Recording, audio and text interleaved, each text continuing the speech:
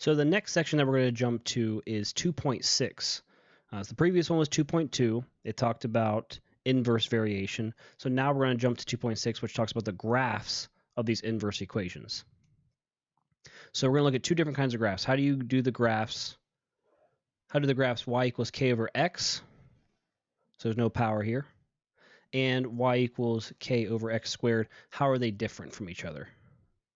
We're not going to go to any higher powers, but these two are inverse variation equations, and we're going to look at the graphs of them, see how they're different.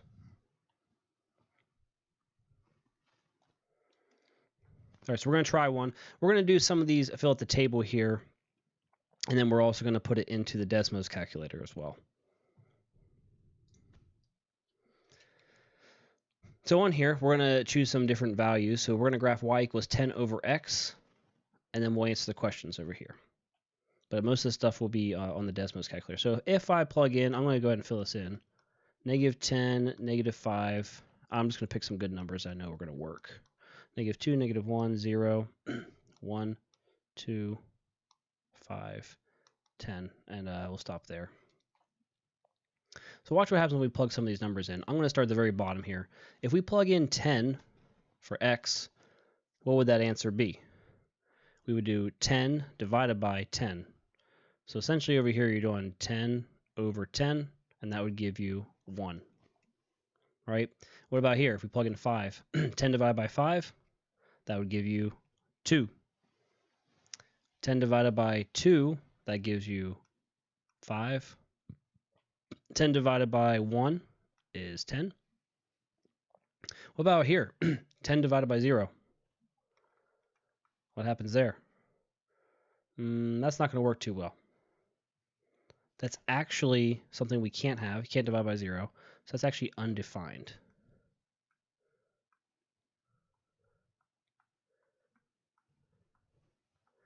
And depending on what calculator you use, it's either going to show up as undefined or it might show up as an error.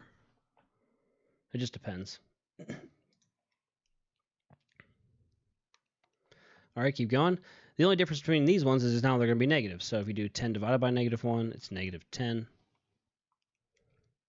10 divided by -2, that'd be -5, and so on.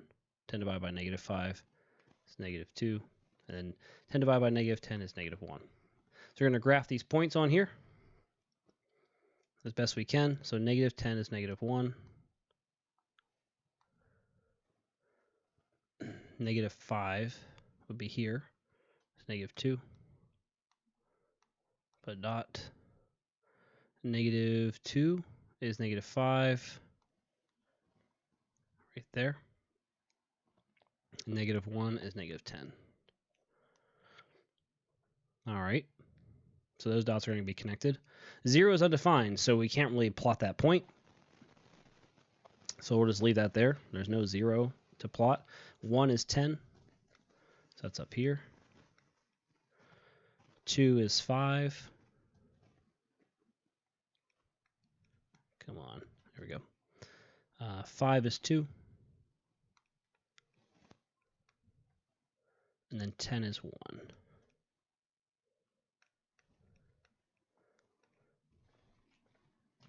So what's going on here? We have these dots here, and somehow they got to be connected to each other. Well, how is the question. So before we actually connect these in any way, we're actually going to put it into the calculator, or into Desmos in this case, and see what it looks like. So we're going to type that in, y equals 10 over x into Desmos. So remember, this is desmos.com/calculator. You can always use this to check it out and plug in your equations to look at the graphs. So it's 10 divided by, so /x. Here we go. Kind of looks kind of strange. We have this kind of arc coming down in this quadrant, and we have one here. So if we connect our dots that way, let's see if we can connect them that way. Looks like we have something like this going on. Oh, I missed that one. And then we also have it going down like this. It's very curvy.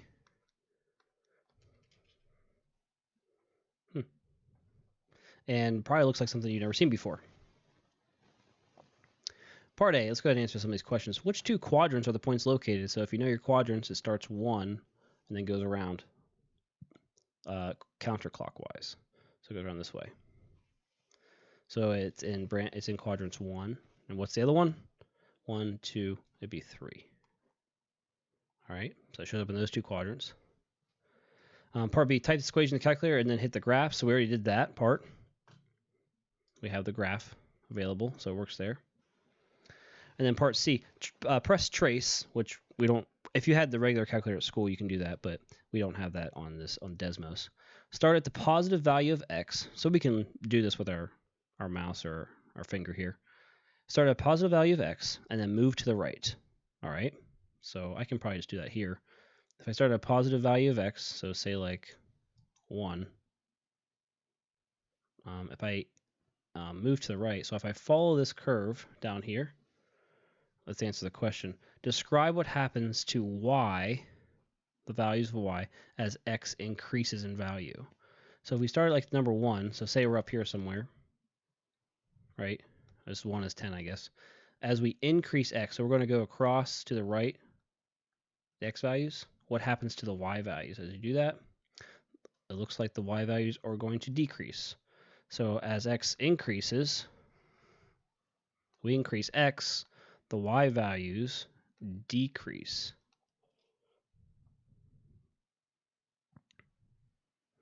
This is also where you might see the inverse variation, one going up, one going down. So that works for all the positive values here.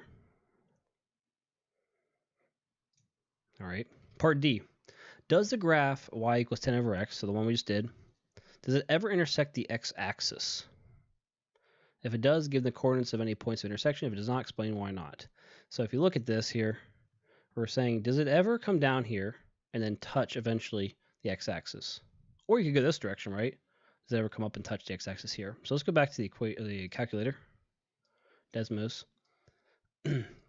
It's asking, if we go out here far enough, does it ever touch the x-axis? What do you think? I'm going to go out pretty far. So I'm at 50. I'm at 100. Keep going. What if I scroll in here? Looks like it's almost straight line here. Looks like it gets closer and closer, but this thing is not. I can zoom in really far. This thing is not touching the x-axis, no matter how far you go. So it's kind of this weird thing where it's hard to understand that this line actually never goes down to the next quadrant, no matter how far out you go. It may look like it is if you zoom out, but it actually never goes down and touches this x-axis. A little weird. So does it ever touch the x-axis? No. If it does not, explain why not. So if it touched the x-axis, right, that means eventually it would come down and the y value would be 0. So let's see, is that possible? Can we have a y value of 0 if I look at the equation? So is this possible? The question is, can you have this? Can you ever plug in a number for x where if you do 10 divided by that number, you get the number 0? And the answer to that is no. It doesn't matter what you would choose for an x value, no matter how big you want to go, 10 divided by any number will never give you 0. So it never touches the x-axis. Now let's look at the y-axis. Does the graph ever intersect the y-axis? Now we can go up. If we go up, looks like it's getting closer and closer and closer. Scroll in, gets closer and closer. You can keep going forever if you want. Let me see if I can jump out here. You can get 200. It looks like it's touching it, right? But if you zoom in far enough, I'm at 260. It's still not touching it. Still not happening. So again, there's another phenomenon where, does it ever touch the y-axis? No. I should probably answer this. No x value gives you a 0 y value. And the same thing actually happens here. Does the graph ever intersect the y-axis? No. If that were to happen, that means the x value would be 0 right? It's getting close to the x value. So it's saying, could you have a y value if the x is 0, right? But this is already an issue. 10 divided by 0 is not possible. Can't do it. You could never plug a number in here to figure out what that would give you. It's undefined. So we have this weird thing where it kind of covers everything. Let me go back out here. Here we go. This graph kind of goes forever in both directions, to the left and then down and then up and then to the right. It goes everywhere. The problem is it just never touches 0 on either axis, but it covers everything else. So we talk about domain and range. It's actually every single number works except for it touching 0. So for the x values, because domain is x values, we could just say x does not equal 0. Everything else works. It won't ever touch 0. Range is the same way. From top to bottom, the very top to the bottom, it goes from very top, infinity, down, never touches 0. And then it goes from never touching 0 down forever. So again, same thing. Y is not equal to 0.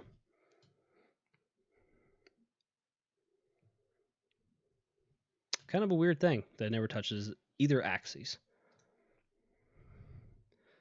So let's talk about that a little bit. This is actually called a hyperbola. The other one was called parabolas. If you remember, these shapes here were called parabolas. Whoops. These ones here are called hyperbolas.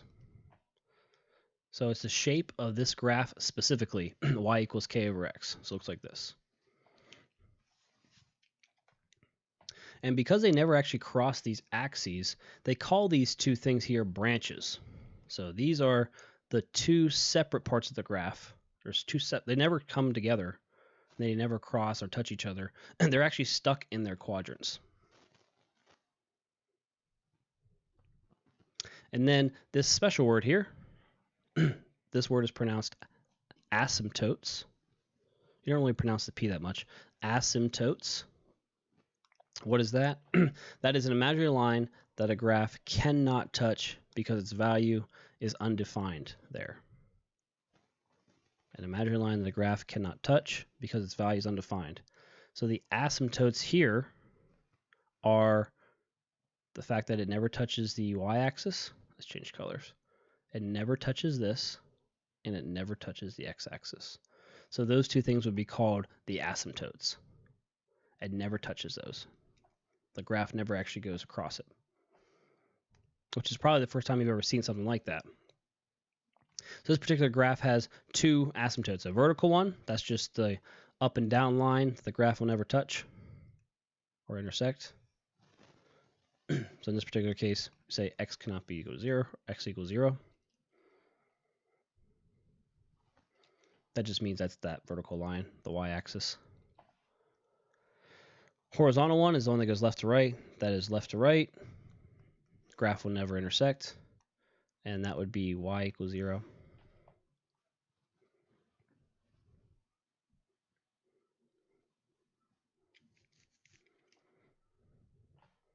So this one actually has two different asymptotes.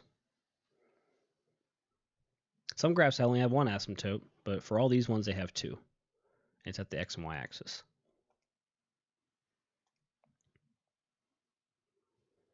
So there's a team huddle. We were trying with the negatives.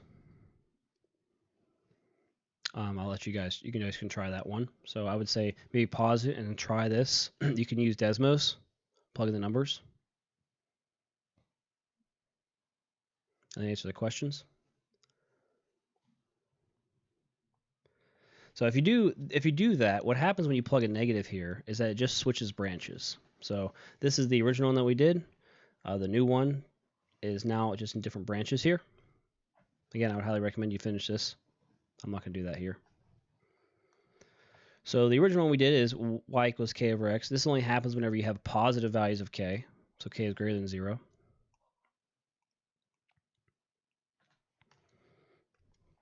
And then what we say the domain and range was for this one, it goes on forever in both directions. So in this case, the domain is all the x values. X cannot be equal to 0. The range cannot be equal to 0. It just never touches the axes. Quadrants is 1 and 3.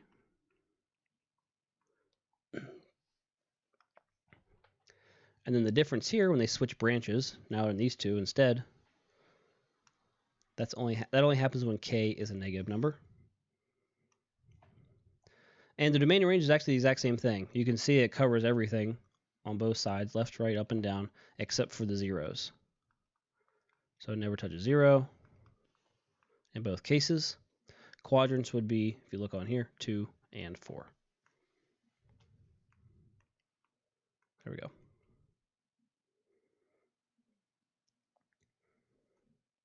So you should be able to recognize where the branches are. This is y equals k over x, positive. This is y equals k over x, a negative number. All right, so now we're going to change it and go to x squared. So this time I'm actually just going to plug it into Desmos and bring up a table. So what happens when we go to x squared? What number is it? 16 over x squared. Okay. Let's try this. 16 squared. Here we go. So you can see how this one looks. Looks like we have two branches again, but now they're both in the positive y values. Let's bring up a table. Click the gear, click the table thing here, and we'll get some values. So what do we need? Oh, -8, -4, -2, -1. All right. Let's put some in here. So we'll do -8. If you just hit enter on these, I'll open up some blank ones. -4, -2, -1, 0. 2, -1, 0. And then what's after that? 1, 2, 4, 8. So 1, 2, 4, 8. There we go. And then the dots show up here as well. So you can plot those points. I'm going to put that on a different screen here.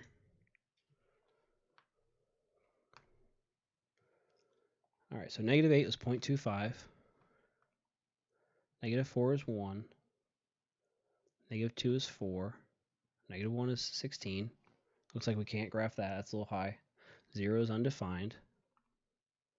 1 is 16. 2 is 4. 4 is 1. 8 is 0.25. All right. And we plot that as best we can. -8 is 0.25, so that's really small down here. Put a dot. -4 is 1, so we actually went up a little bit. -2 is 4. And then -1 is 16. So that's going to be all the way up high. I can't even draw it. But we try to connect these dots as best we can. It looks something like this. Something like that. This one just kind of increases super fast. And then we go the other direction. 1 is 16, way too far off the screen here. 2 is 4. Right here.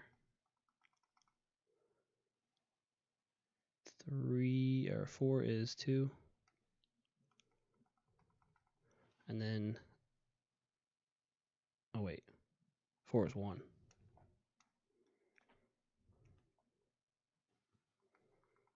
And then 8 is 0.25. Okay. So kind of got this thing going on here.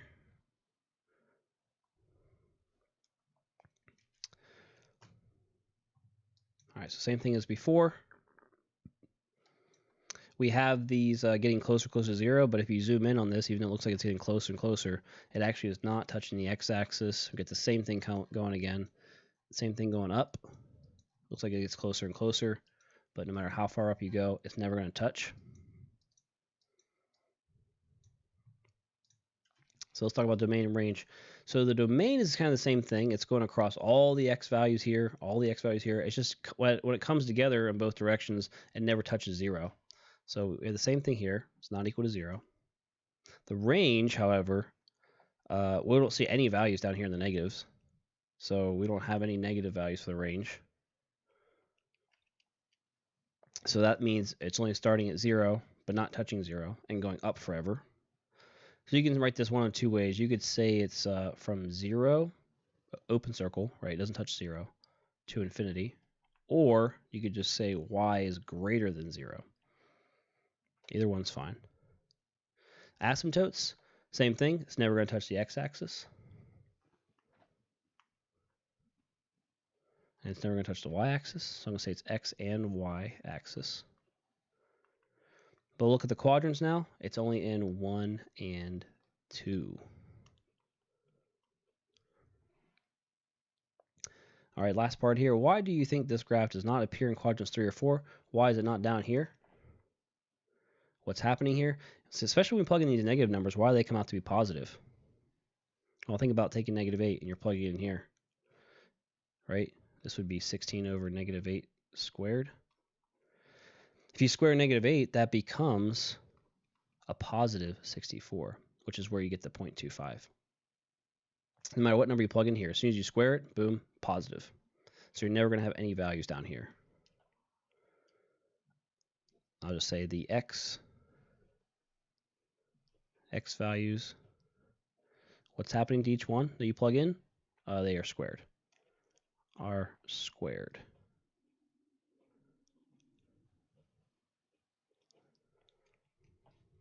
The x values are squared. It's not writing too well. Sorry.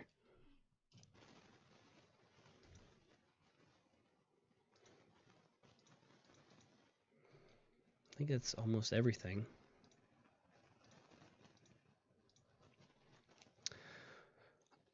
So this is actually called an inverse square curve. I don't think it's really used that often, but the inverse square curve is anytime you have k over x squared.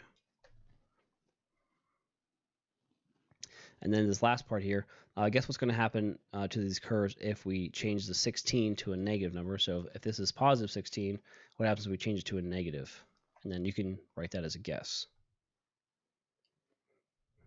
So you're going to try that in the next team huddle. You're going to try that here. And then we'll fill in this here. So you do this part, and then you can put in Desmos, just change it to a -16, fill out everything, and then we'll go over this next part.